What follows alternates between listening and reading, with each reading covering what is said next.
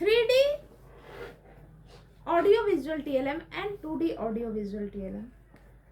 2D audio visual TLM, जो कि नाम से ही पता चलता है कि TLM ऑडियो भी है, विजुअल भी है, लेकिन डायमेंशन उसका 2 है। जैसे कोई मूवी के माध्यम से, टीवी चैनल के माध्यम से, यूट्यूब के माध्यम से, या जूम क्लासेस, इन सब के माध्यम से, जहाँ पे साउंड भी है और दिखाई भी दे रहा है, बस वो लाइव नहीं है, आप उन्हें महसूस नहीं कर सकते हैं।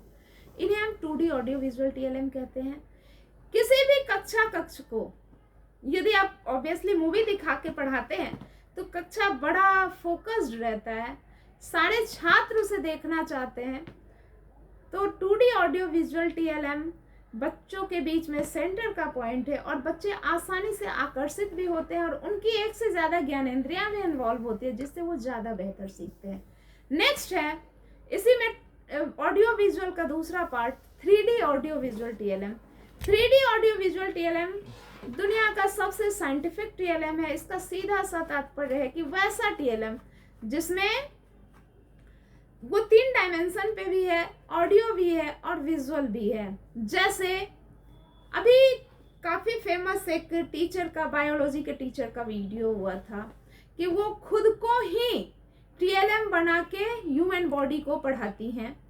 This type of TLM are 3D audio visual TLM।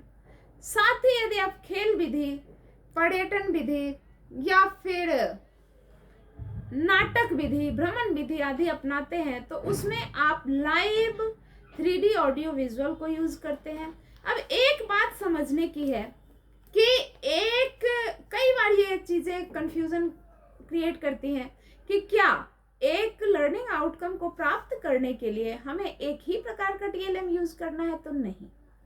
TLM का लर्निंग आउटकम से ज्यादा संबंध नहीं है। TLM का संबंध आपके पढ़ाने की विधि से है।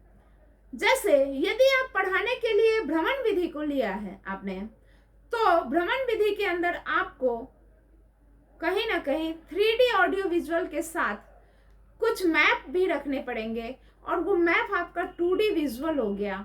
और वहीं पे आपको कुछ 3D विजुअल भी रखने पड़ेंगे। जैसे कि आप यदि किसी पेड़ को देख के कुछ बता रहे हैं तो वो पेड़ 3D विजुअल है।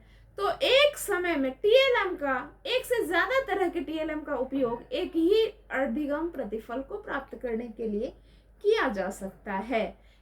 TLM का चुनाव हमेशा पढ़ाने की पद्धति, शिक्षण की पद्धति के अकॉर्डिंग किया जाता है। धन्यवाद।